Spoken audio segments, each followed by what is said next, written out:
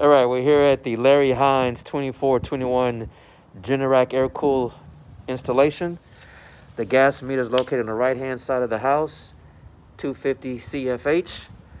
Access to the backyard is also on the right-hand side of the house through a double-wide gate. The generator is going to be located 3 feet from the ACs and more than 5 feet from any window or vent. It'll be a 3x5 pad poured on site. We have utility meter with center point. It's digital. We have 125 amp service.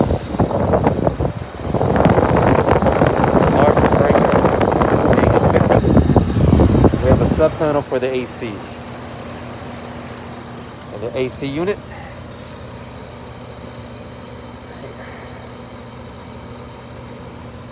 And that is the installation of the Hines 2421 Generac. Thank you.